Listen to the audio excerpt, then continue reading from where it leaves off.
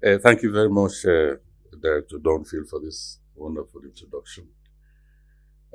Colleague ambassadors, excellencies, again, Director, thank you for inviting me to deliver a speech at this prestigious occasion. I think this is my second time of coming here. The last time I think I presented a statement on EU Africa cultural diplomacy. And I'm very much delighted that I've been invited once more to make a short statement. Well, good afternoon and welcome to Sierra Leone.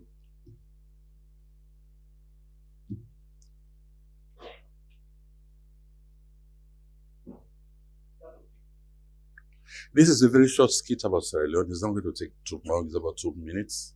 Just to show you the picturesque situation in Sierra Leone, particularly what entices tourists and things like that.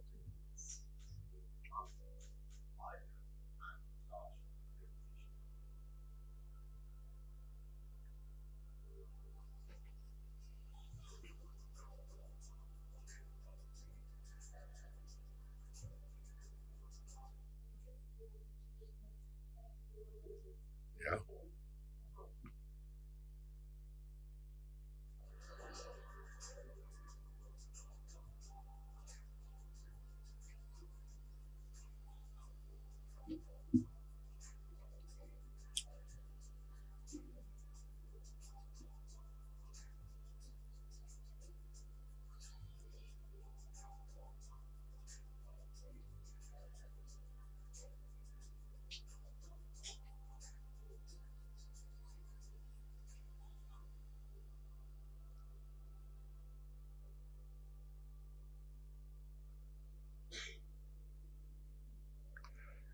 This is just to whet your appetite about what I'm going to talk about a country in West Africa where women play a very important role. I can see my colleague ambassador laugh or smiling and the other females laugh.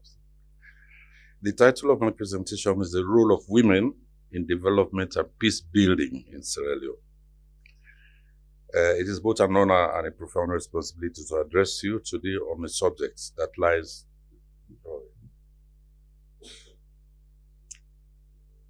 Sorry.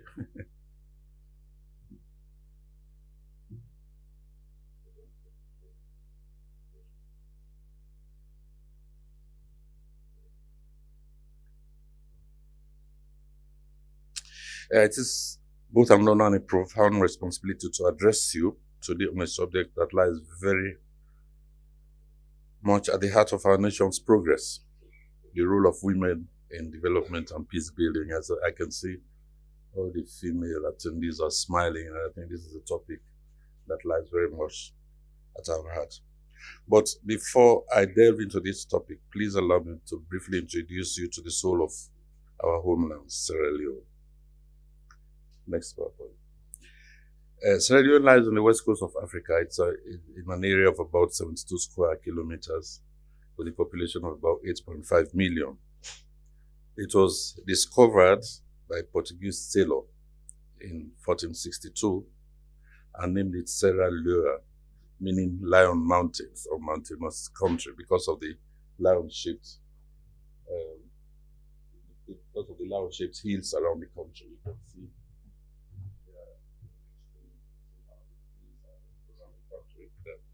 the city particularly. It is blessed with breathtaking natural beauty, a vibrant cultural mosaic, and a profound historical significance. Our geography is diverse as our people, and it extends from lush tropical rainforests to rolling hills of golden beaches that stretch along the Atlantic coast. The capital is Freetown, and it has a special significance in the history of transatlantic slave trade as the departure of thousands of West African captives. It was founded in 1787 as a home for repatriated former slaves from America, Nova Scotia, Canada, and Britain. Next one. Sierra Leone is endowed with vast mineral wealth, including diamonds, gold, bauxite, rutile, and iron ore, among others. resources that have shaped both our economy and our history. Yet, beyond the mineral wealth lies an even greater treasure, our resilient, creative, and determined people. Next one. Our weather follows a tropical climate with a distinct rainy season between May and October and a dry season from November to April. These conditions nurture our agricultural base and enrich our landscapes, making Sierra Leone a growing ecotourism center. From the chimpanzee sanctuaries to the transatlantic slave trade in Bones Island, Sierra Leone offers a compelling and authentic tourism experience rooted in both history and hope. We are proud to enjoy long-standing diplomatic and bilateral relations with the Federal Republic of Germany. The partnership, which promises potentials, spans development cooperation, trade, education, and equally important, cultural exchange. Our cultural ties have been nurtured through academic exchange programs and mutual investment in human capital. These relations continue to foster understanding, strengthen bonds, and open new doors of opportunity between our peoples. Next one. Now, back to our topic, that is the role of women in development and peace building in Sierra Leone. Putting the topic in its context, I would like to start by pointing out that across generational landscapes, from the rain-washed valleys in the south of the country to the sprawling hills in the north, from the fishing villages dotting our nice coastline to the hallowed halls of our parliament in Freetown, Sierra Leonean women have become very powerful agents of change, strong partners in nation building and nation healing. Amidst real challenges, women continue to serve as resilient national bridge builders, whether in time of conflict or peace, crisis recovery. Women have consistently stood at the crossroads of transformation, stitching together communities, fostering dialogues, and championing inclusive development with strength and purpose. Next one. The next slide will show you women casting votes, working together, and it says they take part in politics, they are spiritual leaders, they are economic actors, and sometimes tribal chiefs.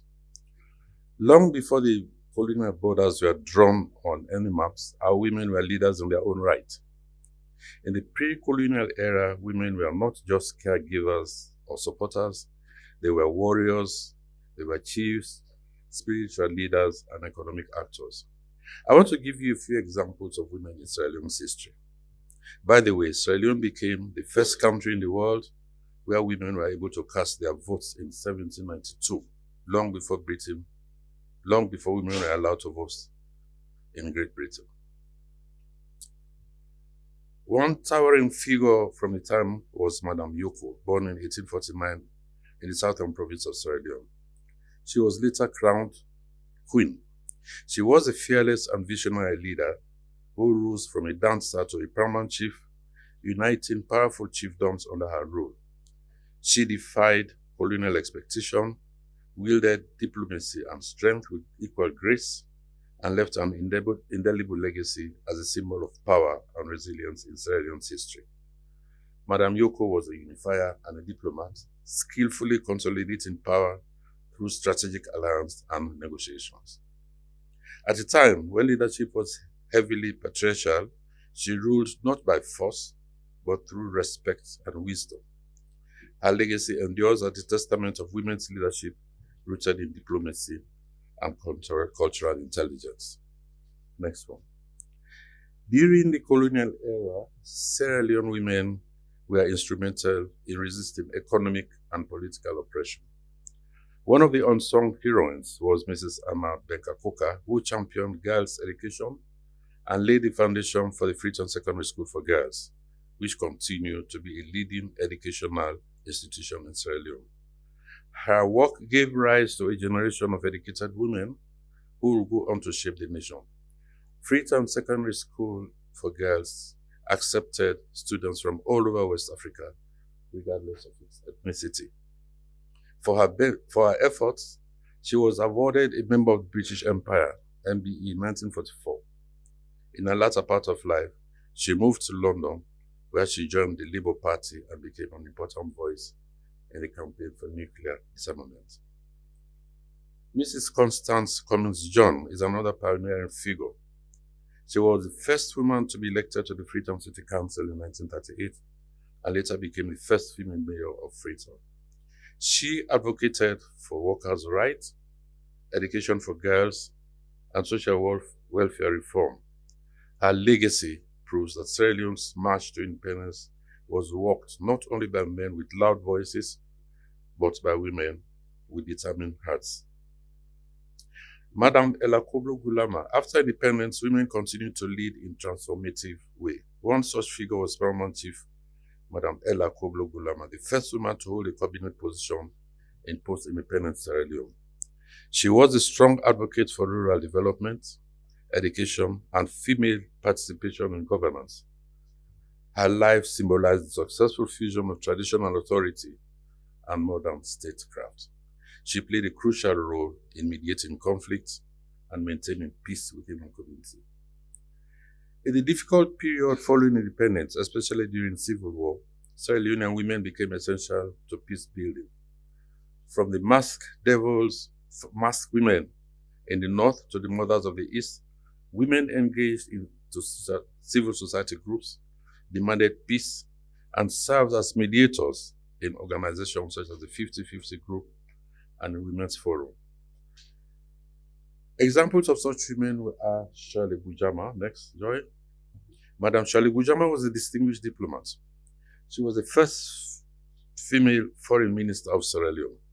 She was an educator and a politician and the first female ambassador to the United Nations after serving as ambassador to Ethiopia, Tanzania, and Zambia. Mrs. Hawa Zana Bangura was the second female Minister of Foreign Affairs, a UN Special Representative on Sexual Violence in Conflict. Another personality is Madame Akisoya, presently the Mayor of Freetown, who received the German Africa Prize in 2024. Yvonne Akisoya is being honored for her commitment to the citizens of her country with improved waste management and water supplies and green projects in Freetown. The First Lady of Sierra Leone, Dr. Fatima Bio, is a strong advocate for women's and children's rights. In 2020, she was appointed as UN AIDS Champion for the Empowerment of Adolescent Girls and Young Women. In February 2025, she was elected President of the Organization of African Ladies, where she continues to advocate for women's empowerment and development across Africa. She launched the Hands Off Our Girls campaign to combat child marriage and sexual violence. This campaign has attracted national and international attention around the world while highlighting gender emancipation. Today, we begin to see the legislative fruits of decades of advocacy. The passage of the Gender Equality and Women's Empowerment Act in 2024 marked a pivotal moment in our national journey.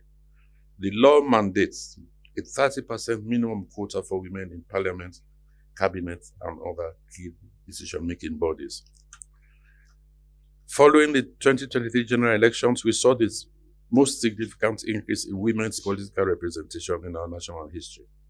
Women now hold 44 out of 149 parliamentary seats, nearly 30% compared to just 14.5 in the previous parliament. As of May 2025, Sierra Leone has achieved a historic milestone in women's representations within the cabinet. Women now hold 10 out of 32 ministerial positions, constituting 31.25% of cabinet. This marks a significant increase from previous administration where female representation was notably rare. Ladies and gentlemen, this story is not just about the past or about the present, it is also about the future. The seeds planted by Madame Yoko, watered by Ella Koblo Gulama and Cummins John, have given sunlight to today's gender equality and women's empowerment. That must now grow into full gender equity across every level of governance and society. Women actively participated in peace negotiations, reconciliation process, and rebuilding after the Civil War. They contributed to the disarmament, demobilization, and reintegration process, ensuring gender-sensitive approaches. They have increasingly taken on political roles, with some serving in parliament, local councils, and in ministerial and ambassadorial positions, advocating for gender equity and social justice. They have been at the forefront of campaign against gender-based violence, child marriage, and discrimination. Ladies and gentlemen, I'm proud to affirm that our president has continued to honor women, not only with words, but through deliberate policies. We must empower rural women with access to education, health care, and economic opportunity. We must ensure that women's rights are fully protected, not just in law, but in life experiences. And we must actively cultivate a society where every girl born in Sierra Leone believes that leadership is not a privilege to be negotiated, but a right to be claimed. In closing, please allow me to quote from a prominent female activist. We women know and communicate well. We are in the homes, we are in the markets. We go out on the streets. We see things that other people don't see. Women are not just peacemakers, but also decision makers. Peace agreements reached without the active participation of women have a better chance of being sustainable and effective. We are determined to build a better world where gender no longer limits destiny. I invite our international partners to come together on this great journey, not as two halves, but as a collective moving forward together. Thank you very much for listening.